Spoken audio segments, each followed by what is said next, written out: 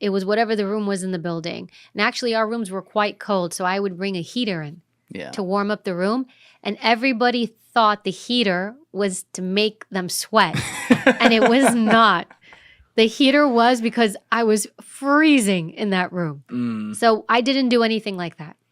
I would never do anything like like people in here cooler than warm because, you know, we're talking for 3 hours. Sometimes people talk for like 6 hours in here.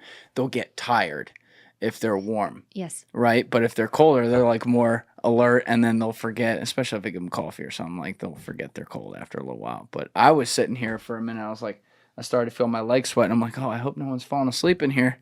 Might have a problem. So I didn't know if you guys thought about that. We didn't do that. I couldn't use something like, I don't know if I could have, but I was never trained to do anything like that to people. Because now you're messing with people's physical, could that be torture? I don't know. It could be. I mean, you know, messing with temperature could be, and I could not do that. I mean, if you put it down to like 20, yeah. But I did have a heater because it was just cold in that room. And they thought you were making them sweat? People, the other agents would be like, oh, you put that in there, huh? I'm like, no, just cold. We have to do a future podcast with Evy and Jim like we were going to do today. I had told you off camera, but Jim Diorio was going to be here. I didn't tell you about that, but he had a last minute thing come up. But I'm the close two by. of you, I'm close by. You bring them. I'm happy would be to. amazing because you're a lot of your thoughts on like the psychology of people based on what you did, because you did very similar things.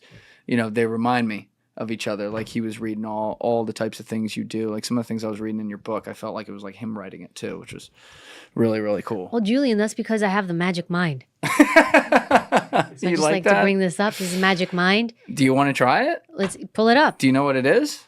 It's gonna give me a magic mind. This is like an energetic pick me up. So it's got all.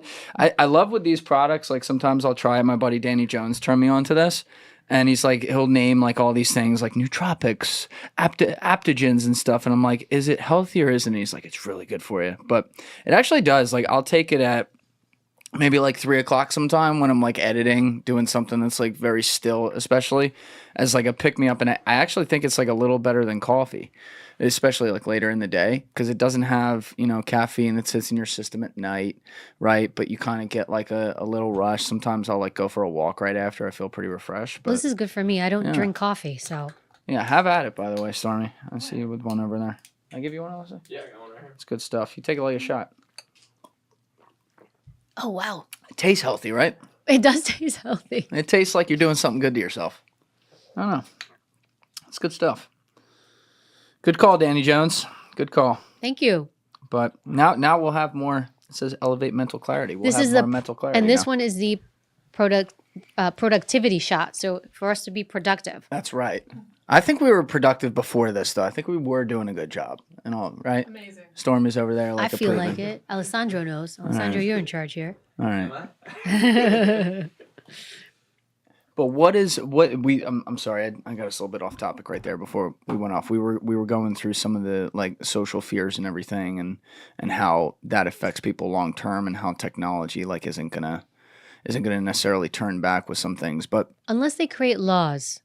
So I think like some countries right now are creating laws for, at least for younger people, access to having devices and social media. So if the US starts implementing something like that, if the data comes in and they're like, you know what, we need to change something, that might help quite a bit. But everything you're saying is true and correct. And you as an adult feel it. You feel the disconnect. You feel like what's going on. And these devices do, you know, when I see it too, I actually think it helps increase crime because it's making people less and less and less connected. You're less likely to cause harm to another person that you know. So this is an interesting topic, actually, because I go back and forth on this. So the common example people will talk about a lot is China with their kids and their equivalent of TikTok. So China, obviously not a very nice government, not very good people, not freedom like we have here.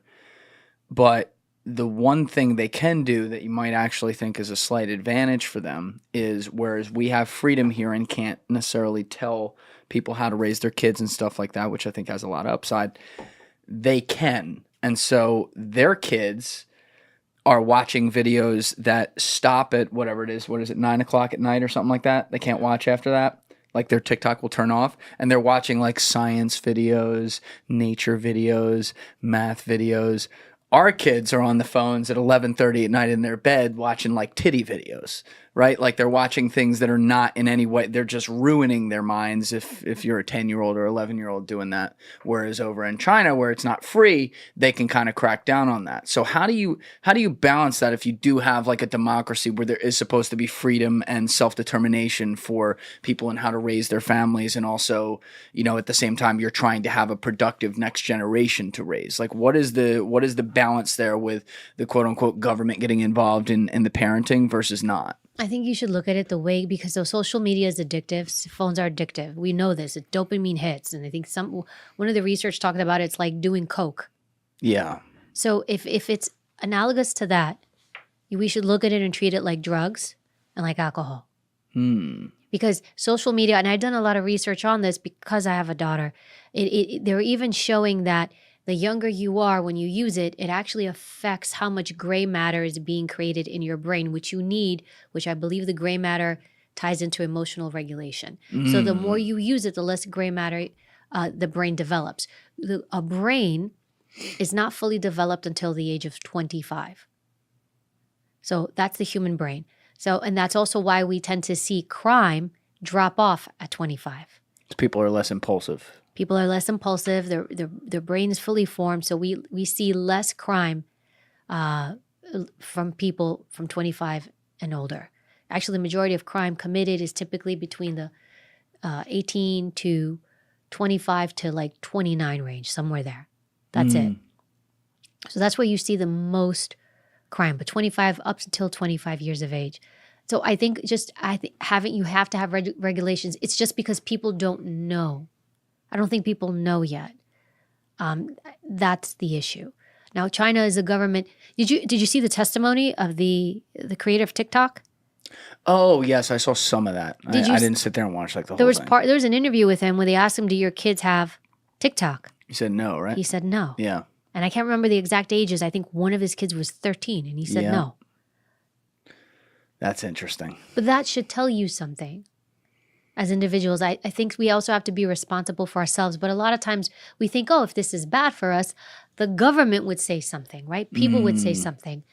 And so you're expecting these heads of corporations to self-regulate. And, in my previous career, we actually worked with a lot of companies. I worked with a lot of companies because we would do investigations with financial fraud. A lot of financial fraud, any type of fraud that would happen on an online platform, actually. U.S. Secret Service, our first squad, we were the first agency to have an electronic crimes task force, which means anything that happened on that platform that was illegal or wrong, we would investigate. So from early on, we would work with big companies and corporations, even the eBays, when eBay was huge.